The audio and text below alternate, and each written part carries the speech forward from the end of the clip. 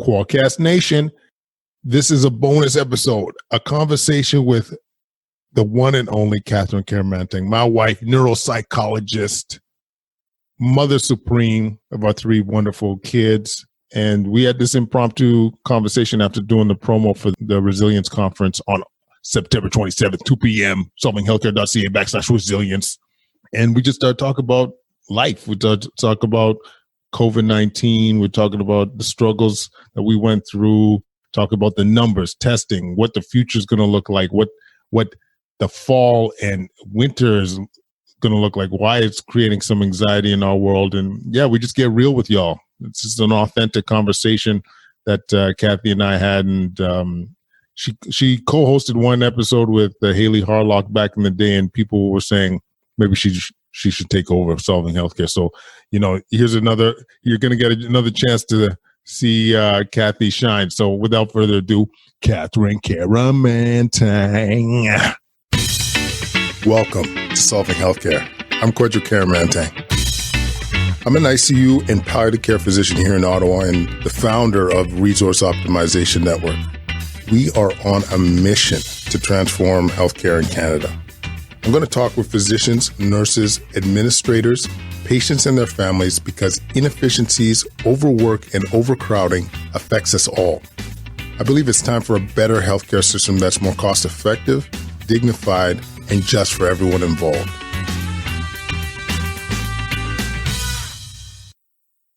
Qualcast Nation, we have a special guest on today, the one and only Cathy Kyeremanteng, the better half of the Solving Healthcare brand. Cathy, how are you doing today? I'm good. I feel like we're socially distanced right now. That might be the funniest thing you've ever said, believe it or not. So how are we doing? How are we doing, like you and I and the family? How is we doing society-wise, societal-wise? How are you feeling about all this COVID stuff, all the stuff you're seeing in the press and so forth? Oh man, them be some heavy questions. Yeah, I mean, this is heavy times. Yeah, it's heavy times. Right. Well, frankly, I think that first wave, we did okay. And as a family, and then at the end struggled a bit. And I heard that from a lot of people too, that like after that first 3 months of isolation, kind of going into the summer, there were a lot of tough adjustments and just tough times for families around then. But I think over the summer, we started feeling better. We were able to get out more. And that's also what I was hearing from other people. I was hearing from a lot of people that they were very stressed out about the fall and the winter and the second wave. I tend to not try to look ahead too much myself. But now that, there's all this talk about the second wave and the rising cases, and especially with the impact on the kids in school, which we've just gotten back to and has created a lot of space and ease within our family and routine that we've all enjoyed, there's a lot of apprehension. Now, as a society, I think we did great. Overall, I think we handled it well. But I think there will also be a lot of consequences of the shutdown and COVID in terms of mental health, which is obviously the lens through which I see a lot of things in life because of my profession. But I think there will be a lot of consequences that we'll be hearing about afterwards. And even health-wise, in terms of shutting down the healthcare system, I don't think that data is going to come out for years. But then I think we'll look back and see a lot of consequences. Au contraire, ma belle. That's what we're working on now. We got a grant for this, the non-COVID related outcomes. Like you come in for a heart attack during the pandemic, what the results are. And we're also going to look at it post-pandemic because what we saw straight up, people coming in during the pandemic were coming in late. You know what I'm saying? And they were coming in with, we talked about that a lot. And I think that's why it's very present in my mind about that happening. And there was no way to accurately record that data while it was happening. Maybe record it, but not really get an understanding. But you've always got your finger on the pulse, son. So I trust that. But it was killing me too, like how reactionary we were. Like I almost felt like there was room for a bit more planning, in terms of how we're going to handle the elective OR cases, or I hate using that word elective now because a lot of those cases were beyond elective. Classified as elective but necessary. Yeah. How are we managing our kids' mental illness? I think a lot of it maybe was hard to predict, but some of it I don't think was as hard to predict. You know what I'm saying? Yeah, I mean, it's tough because when the numbers, the predictions were first coming out about the numbers, and you and I have had lots of conversations about how inaccurate those numbers were and why that was. But when that information was coming out, the modeling, I mean, sure, you can understand that the government, that would be their only focus, is to prevent a mass death situation, right? Like a mass pandemic illness situation in their country and in their communities. But, as we were seeing, as you were seeing on the ground, that wasn't happening. ICUs weren't filling up, far from it. Hospitals weren't filling up with patients. I do feel like the government could have shifted more attention and more resources to, okay, well, we've locked people in their houses essentially and put them under this intense stress and taken away all their coping strategies for, 4 weeks, then 8 weeks, and 12 weeks, and on and on. What do we think the impact of that is going to be? And more importantly, how are we going to mitigate that? And I agree with you. I think we're reactive. The other thing we're reactive about is testing. What the heck is going on? We have people lining up for 8 hours to get tested. You can't even get in. You're getting turned away in the morning hours because people have lined up at 2:30 in the morning. They closed a center in Ontario because it was dangerous for people. There were so many people waiting. They deemed it to be dangerous for people to wait to get testing.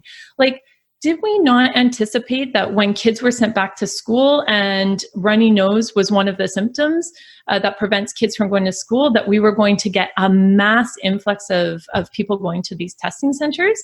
They're just talking now about hiring more people at the testing centers and working on that. It's that should have been done in May.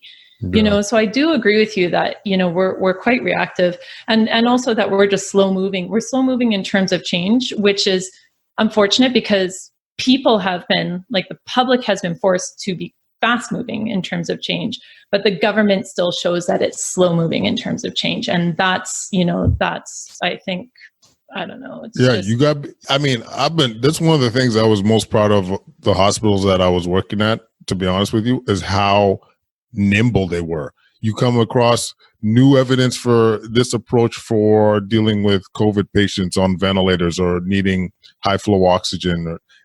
We adapted, and we adapted quick. We adapted practices that we didn't have the strongest evidence for, but seemed to make sense. Everyone was nimble. The PPE, trying to conserve it and think about ways of how to manage that problem. Everything was nimble. And this is what we need from our government now too. People cannot be waiting 8 hours with a child or whatever it is, 4 hours with a 2-year-old, multiple children. Yeah.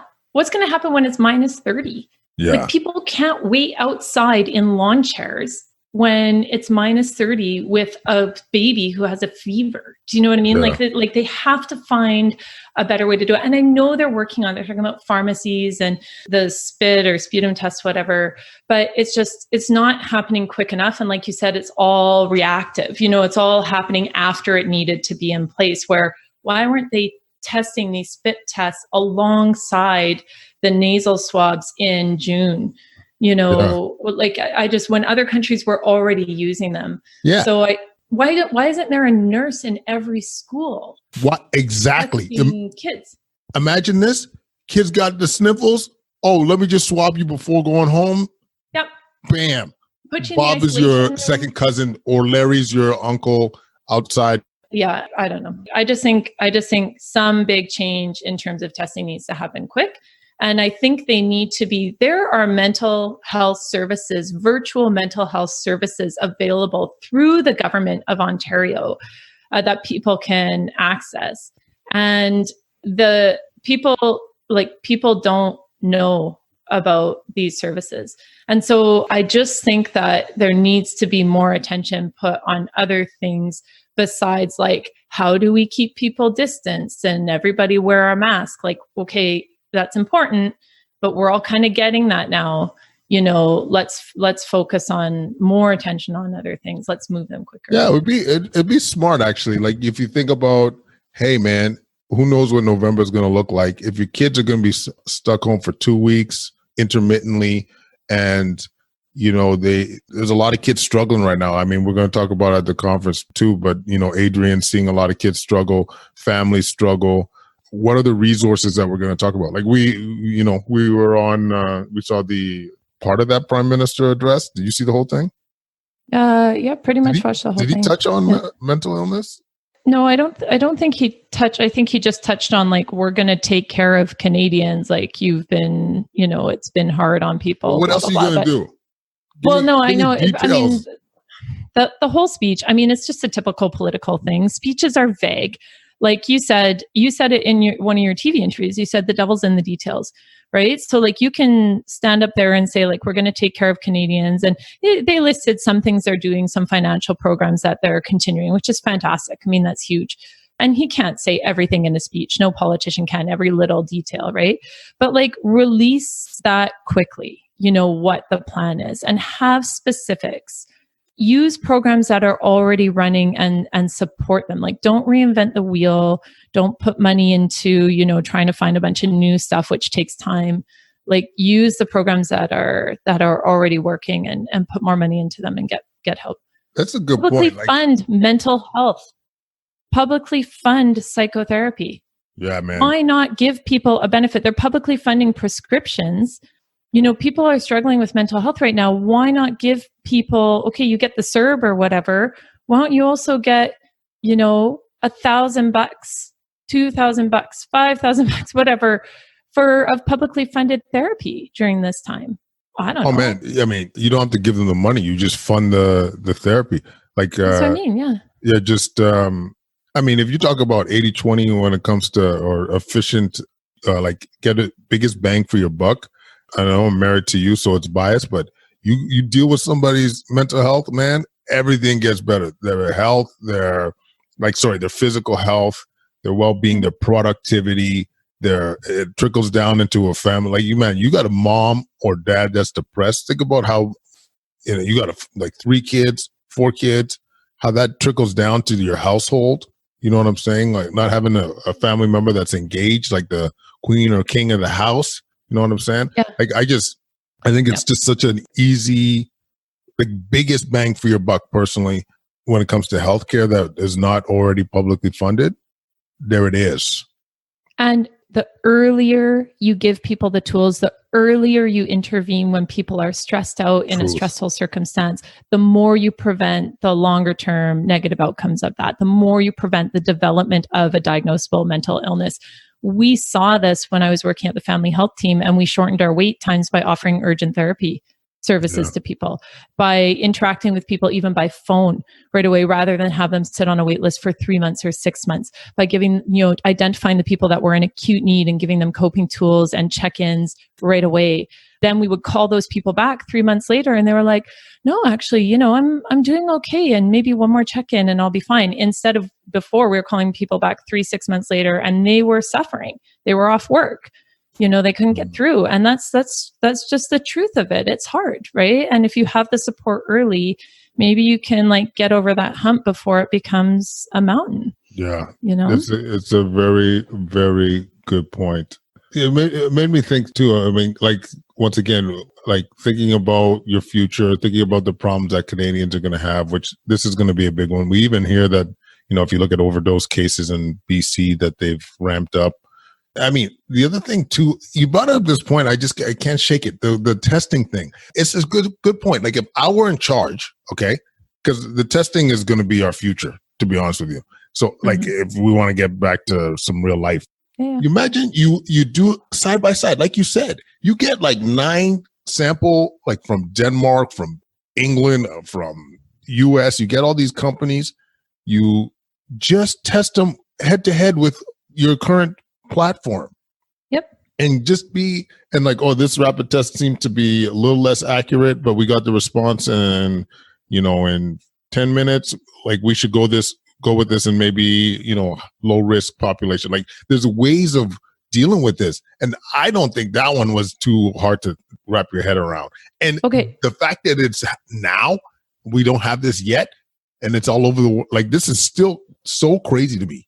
Okay, so I want to propose to you an idea for testing that my mom, that grandma and I had today when we were sitting down at breakfast having a cup of coffee. Am I ready for this? This is what happens Is the when world ready for this? the Warren women get together and come up with ideas. Okay, so you take the test. Maybe the test is not 100%, or it's not that. What's the level of specificity and sensitivity of the PCR? It's like 99.9 or whatever. I don't think so. That's not right. Not that good. Okay, Well, I mean, like the ones that we have right now aren't 99. Like they're okay. So let's even pretend that that's 98, right? Okay. So let's pretend that I don't know what the standard is that Health Canada is holding everybody hostage with in terms of the rapid testing. But let's say that one of these tests that's being used elsewhere in the world actively is 90% specific or 90% sensitive, right, to COVID. So let's say that you take that test, you get your result within an hour, and it says you have a 90% chance that you have COVID. 10% chance we're wrong, right? So here's your options. Self-isolate for 14 days or go stand in line for 5 hours and get a nasal swab. And, and then you'll find out if you actually have it. But within 1 hour, you have the sniffles or your kid has the sniffles. You go to the pharmacy, you spit in a tube. Within 1 hour, or maybe immediately, or even within 5 hours, what your result is. So you go home, you isolate for those 5 hours, you phone the pharmacy, you look it up online, you have your result, and then you can make a decision. If it says 90% chance, you have it, 10% chance, you don't, you know what you need to do. If it says you don't have it, right? Like if it's specific enough, right? And it says you don't have it, then, and we can trust that, then we can say, okay, go about your daily business. You don't need to go for this big, for the PCR test. Yeah. I mean, from what I'm gathering, it's going to end up being like a screen, because there's a couple ways to go around that. Like if it is so sensitive, would be like you could rule it out. Specific means it's truly, you could rule it in, like it's truly COVID-19. The thing that I think people are most anxious about is how sensitive it is. They want to make sure it's ruled out. So, if you're negative, say for example, but the sensitivity is only say 75% or 80%. What if you took the test twice or 3 times, like say two days in a row, even? Good point. Yeah. So you take it out, or let's say twice that day, 8 a.m. and then 8 a.m. or something like that.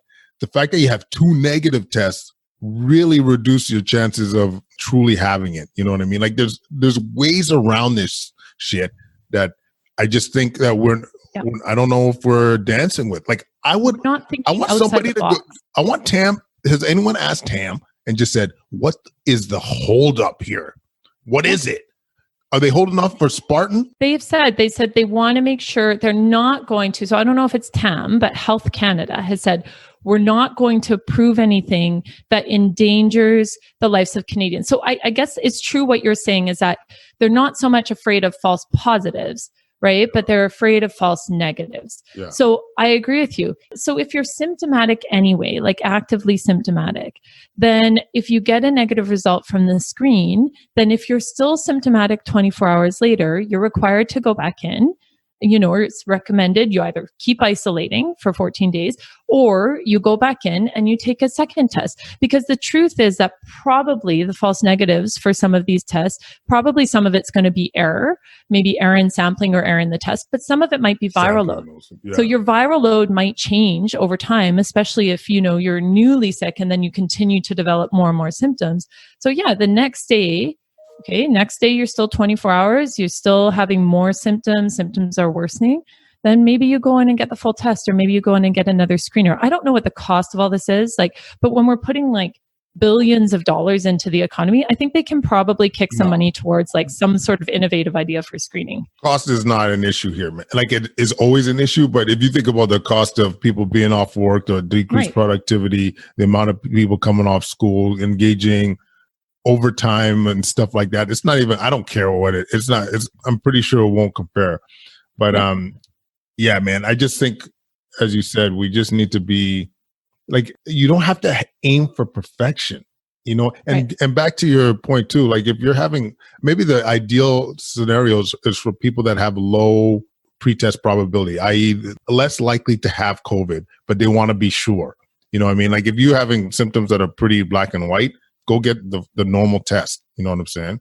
But yeah, there's a lot of ways around it. And then the other part of testing too is, just while we have an audience, is people got to realize, even if you're positive, it's PCR just means that you have some form of RNA of the virus in your system. You could have had exposure 3 months ago, 3 weeks ago. It doesn't really tell you about how infectious, if you're infectious or not. And this culture we've had about really ramping up the testing, I guess what I'm trying to get at is, ultimately, we don't need to panic yet, especially because we're not seeing increase in hospitalizations and so forth.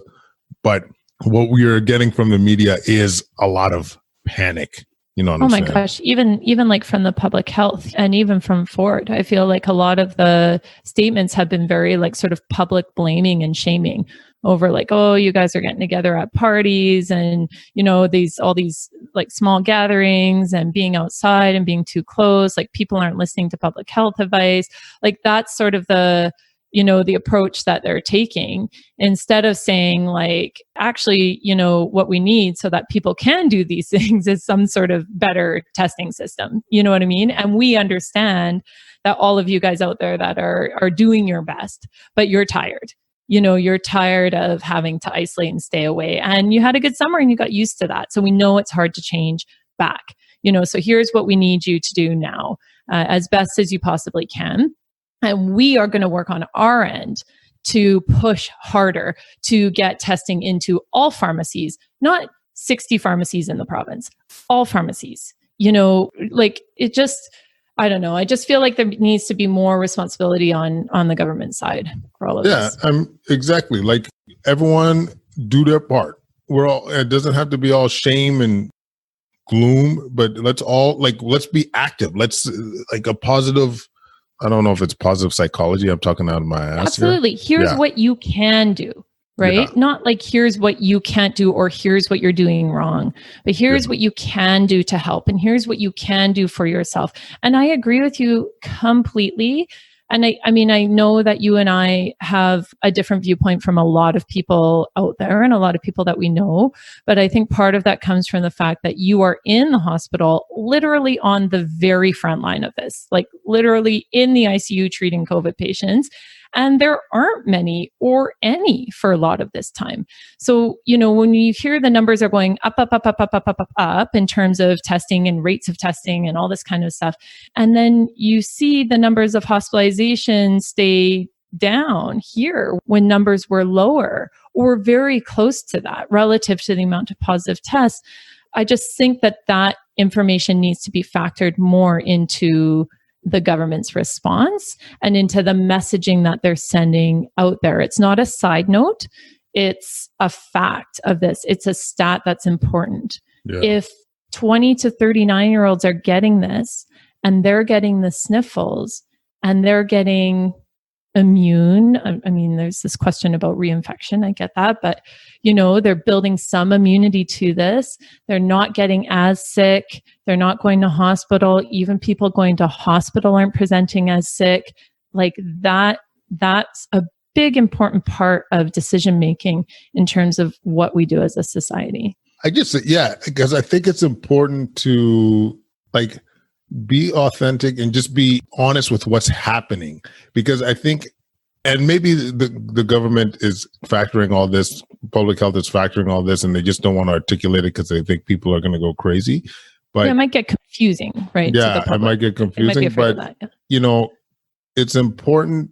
I just hope they're factoring it into all their planning, into their discussions, because that information that and it's too early to say, like, we haven't had increased hospitalizations yet. There's countries in Europe that, Spain and France, they had increased cases and they had increased deaths. Mm-hmm. But there's a lot of countries out there that had increased cases that aren't seeing that rise. And so, what is it about that? Should we, are we learning from that? Is it because of our population density? Is it because of virus?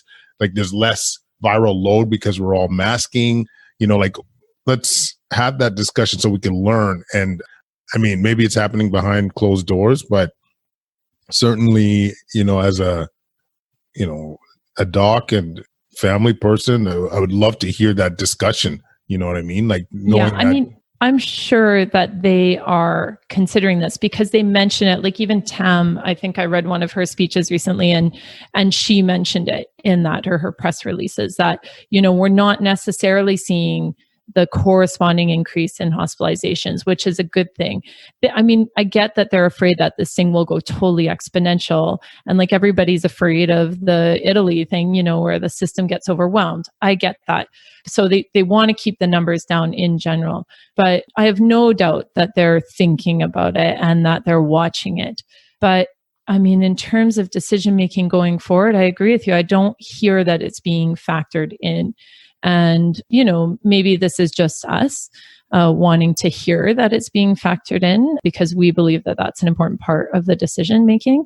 Mm-hmm. So just personally, I would like to hear that they're making some decisions based on that. Yeah. And I mean, we're not really getting, I didn't hear about that TAM thing, which is assuring, but even when you see those models, like about I don't know if you saw that kind of picture of exponential rise in models that they're predicting based on. Did they just take the same graph from March and just put it into September? Because we all saw that graph and we all freaked out and we all isolated. And even though we isolated, they still said, we're going to see this massive influx and we will just be able, if we isolate, we'll just be able to keep ourselves at ICU capacity with increased capacity in the ICU. Yeah. Like they had all those plans and it came nowhere near that.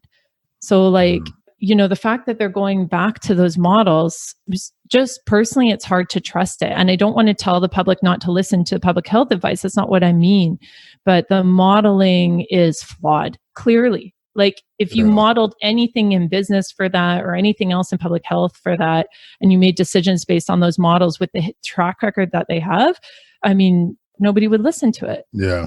I mean, the thing that doesn't get articulated in some of these models is that, if you're wrong by it, depending on what you're factoring in, if you're wrong by even a small percent, that could be an exponential change in your results. Right. And the more assumptions in the model, the more volatile it is. And I'm not going to pretend to know everything that they did to come up with these predictions. But as you said, we saw what the predictions look like earlier in the year. And like I said, I know they're trying to make sure everyone stays compliant and what have you, but I just want honest discussion, honest presentation of the data because people want to do good. They want to do their part. And, the other thing too is, about being honest with them is instead of saying, just at the beginning, like stay indoors, like, save lives, like all this stuff. Like, why weren't we saying, hey guys, look, you guys were staying home. You guys were doing all your distancing and all these beautiful things. And look, ICU admissions, we're not getting overwhelmed. Where hospitals aren't getting overwhelmed. We're coping. Give that positive feedback because I could tell you as someone, like when it comes to a coach that I had as a kid or a mentor or a teacher, when they're like, hey man, see the results of what you did? That's winning. And it feels good, doesn't it? And you're doing your part as opposed to shame. What are you doing? Don't kill us frontline staff. Fear. Like if you go out in public tomorrow, you're going to die or you're going to kill grandma. Do you know what I mean? Like it was a lot of your early messaging. Like when you first started to get requests to talk on media about this, a lot of your early messaging was like, thank you everybody for doing what you're doing. And just to let you know it's working because on the front lines, we're not seeing an overwhelm and influx of patients. And so, keep it up. I just totally agree with you. I think the messaging has to be positive. And I mean, I just want to say, like, I know a lot of what we're saying, like, might be considered controversial by some in terms of, we need to consider other factors and, we need to be careful not to do too much shutdown. There's other consequences. And a lot of people are, just really worried about COVID, right? And catching COVID and spreading COVID. But if you look at the government's response, so I think just today on CBC, think it was Mike Crawley put out an article about the government's, like a first draft of the government's new response to COVID, to the second wave. And there were, I think, 3 different levels of planning for a small second wave, medium, and then a large second wave. And in every one of those models, there was not complete shutdown again. Right?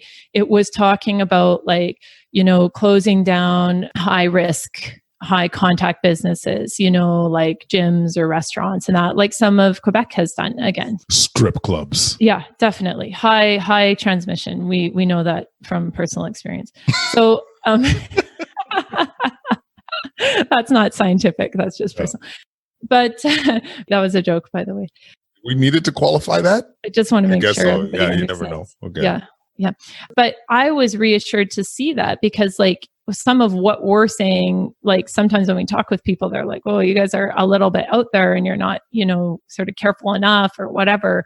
But when I hear that that's the government's plan, they're thinking the same way. They can't afford mentally, physically, financially to shut down again, right? No, exactly. And everything they want to do is focused on keeping schools open so that people can work. Yes. Or we heard the Prime Minister say, keeping some form of childcare available so that women can work. Like these things are all being considered at all levels of government. And I'm really reassured to hear that.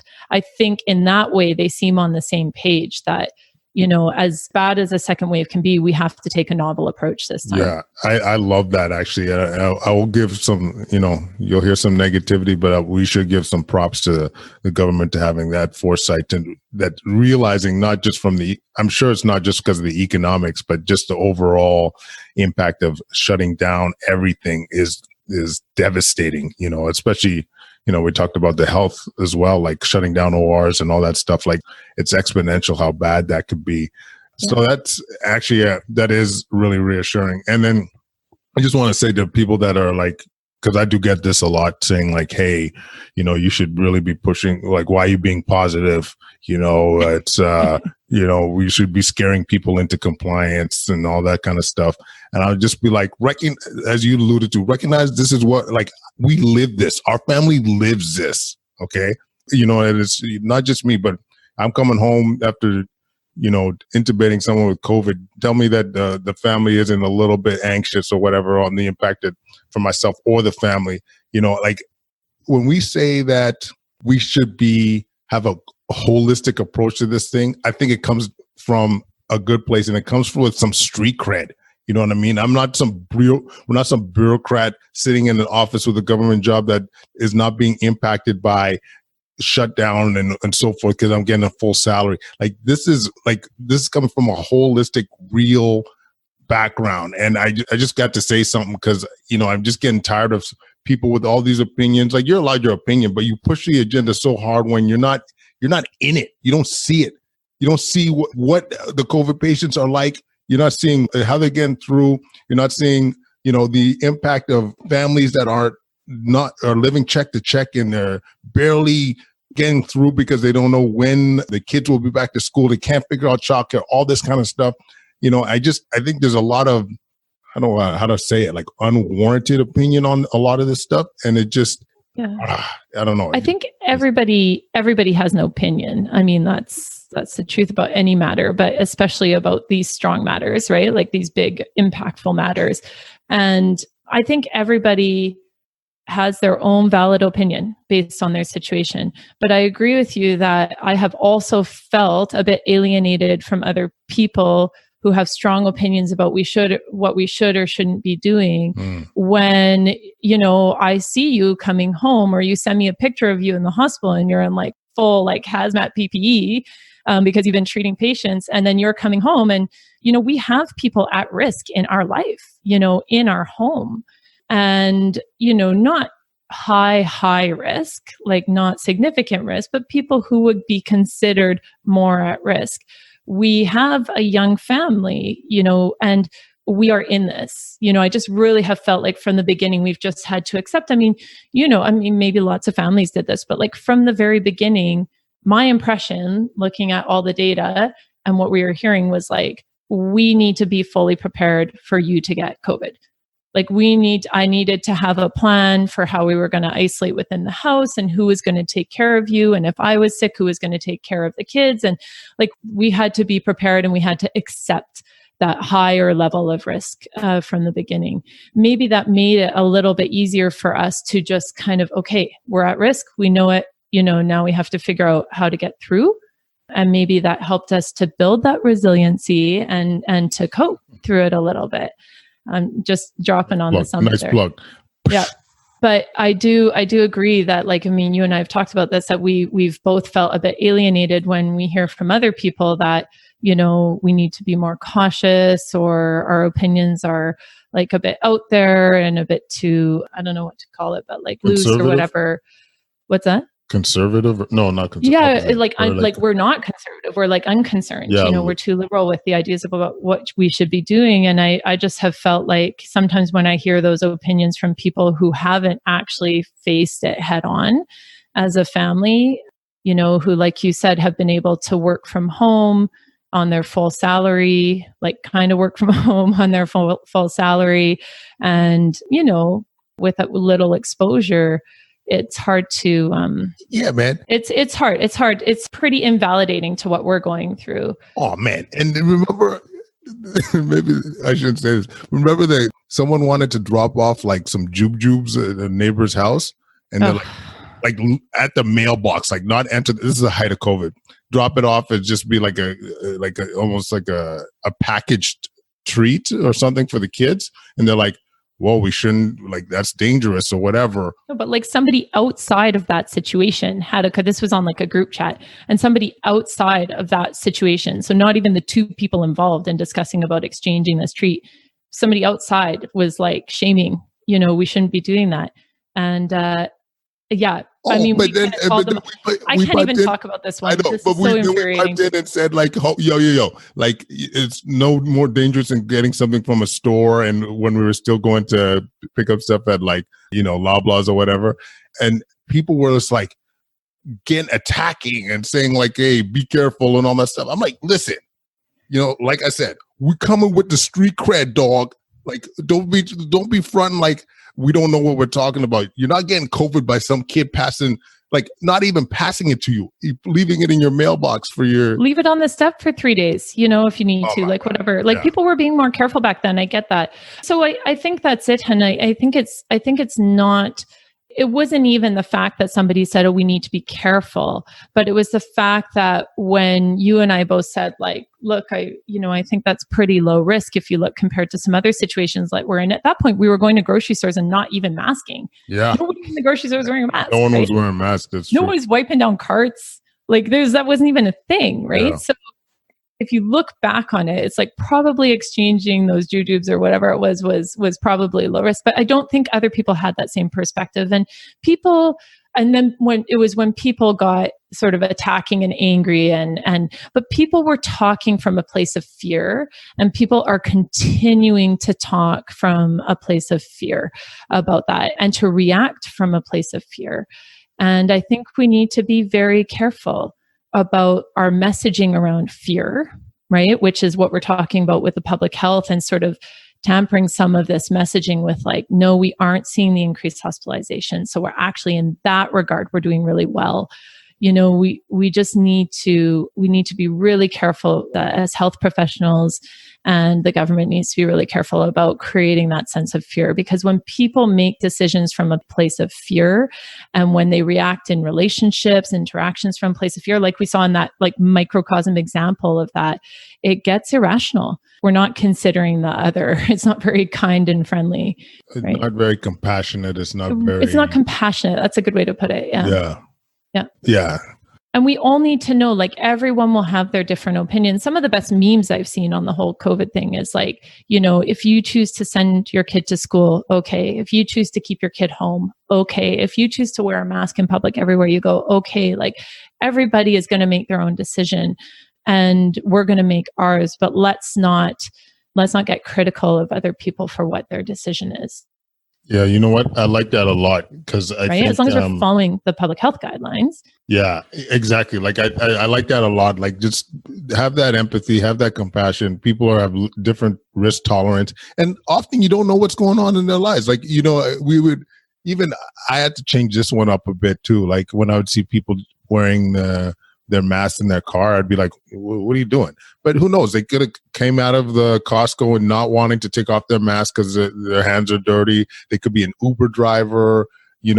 Same thing if someone's not wearing a mask, maybe it's because they got COPD, maybe they got some like issues with like physically getting anxiety while wearing a mask. Like, let's all be a little bit more compassionate, less judgy. And this includes myself and those around us, because I think if we have a little bit more of that right now, compassion, we're way more likely to get through this and become more resilient. I keep dropping the R word. Keep dropping. Yeah. I just learned what that meant 3 days ago, by the way.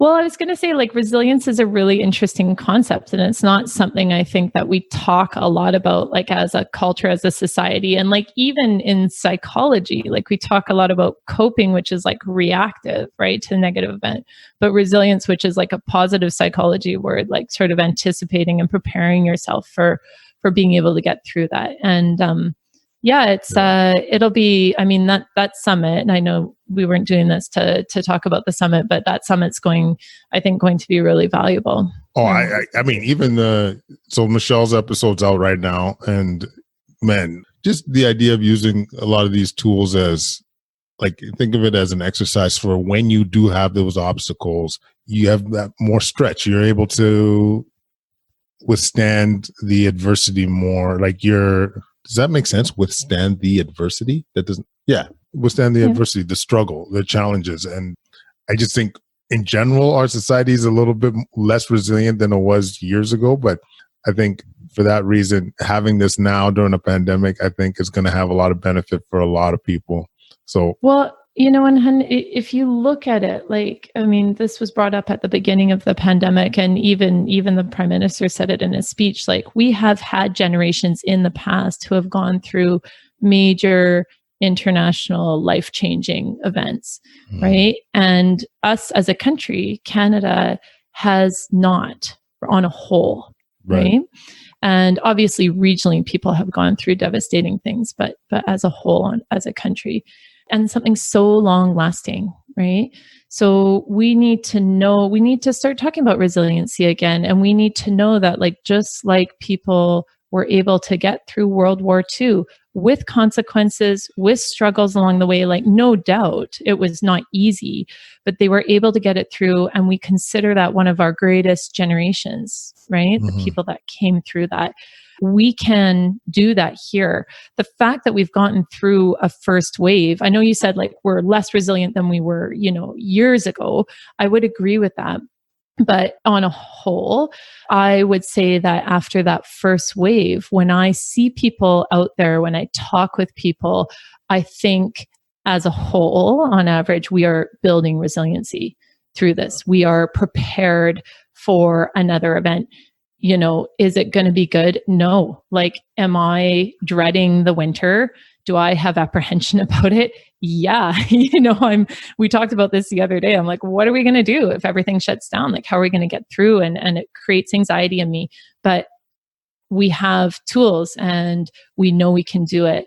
And we've learned a lot of what I've learned from it is, that it's not so much about trying to keep everything up as it went before, having the expectation that the kids are learning through school and, doing all this at the same rate, but to kind of let go of a lot of those expectations. Let it go. Yeah. Let it go. Well, we don't need to get into all that, but I just think that people are building resiliency, and we have a real potential to do that here. And people will struggle. I don't want to minimize that. There will be people that are building resiliency, but will struggle significantly. We know that's happening. But, I don't know. Is there a way that we can all get through this and get some growth, some silver lining out of it? I think so. I could not agree more. I think that's a good place to end there, talking about some optimism. And Mommy, thanks for doing this, eh? Okay, I got to go take the stuff out of the oven. Wicked. Podcast Nation, if you love this, leave any comments at quadcast99@gmail.com. Follow us on Instagram, Twitter, YouTube at Quadcast. Leave a 5-star rating. Let's increase the visibility of the show, man. As you know, we are changing that boogie. This is going to be released probably a day before the conference. solvinghealthcare.ca/resilience. You guys are going to love it. Killer speakers, and you're looking at the 2 co-hosts. It's going to be epic. Thanks so much, guys, and we'll talk soon.